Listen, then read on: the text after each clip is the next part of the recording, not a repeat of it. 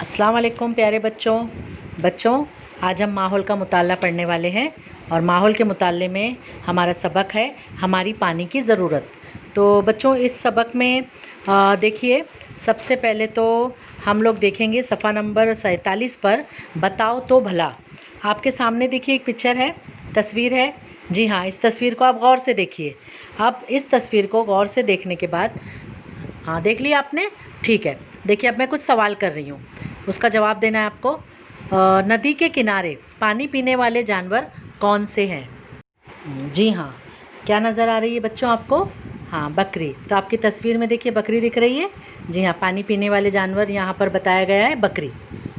जी हाँ, अब देखिए दूसरा सवाल है बच्चों, पानी में कौन गोता लगा रहा है? जी हाँ, आप तस्वीर को देखिए और बताइए मुझे कौन गोता लगा रहा है? जी हाँ, बच्चे, है ना, बच्चे गोता लगा रहे हैं ना, देखा आपने तस्वीर में। अब देखिए तीसरा सवाल है, पानी भरकर ले जाने वाले लोग पानी किस लिए इस्तेमाल करने वाले हैं बच्चों? हाँ, तस्वीर में देखिए ध्यान से। जी हाँ, देखिए तस्वीर, ये लोग पानी जो है अपने घर के इस्तेमाल के लिए ले जा रहे।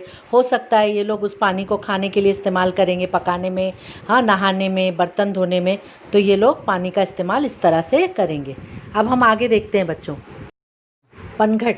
बच्चों सबसे पहले आप पनघट का मतलब समझिए कि तालाब के किनारे की जो जगह होती है ना बच्चों, उसको पनघट कहते हैं। तो देखिए मैं पढ़ रही हूँ, आप ध्यान से सुनिए। अक्सर गांव में तालाब पर या नदी के किनारे गांव की गायें, भैंस, बकरियां पानी पीने के लिए आती हैं। पनघट के पास घास और झाड़ियाँ उगी होती है। जानवर पानी में गोता लगाते रहते हैं। टेटरी, मुर्गमाही, बगले जैसे परिंदे भी नज़र आते हैं।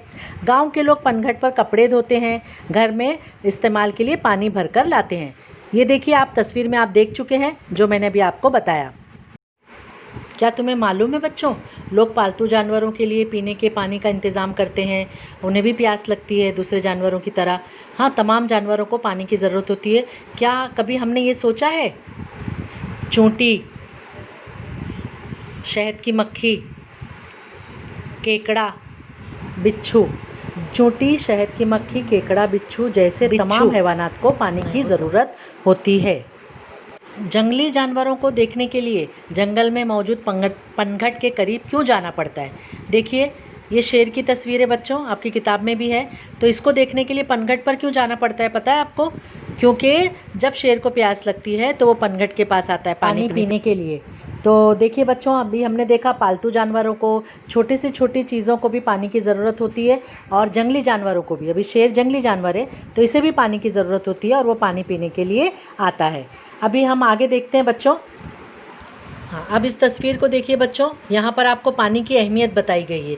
तस्वीरों को देखिए, मैं पढ़ रही हूँ, आप ध्यान से देखिए कि इंसान को पीने के लिए तो पानी दरकार होता ही है, लेकिन खाना पकाने और साफ़ सफाई के लिए भी इंसान पानी का इस्तेमाल करता है।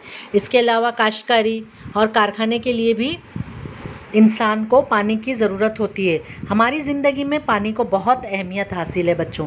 तो इस सबक से हमारी क्या समझ में आया कि पानी हमारी ज़िंदगी के लिए कितना अहम है।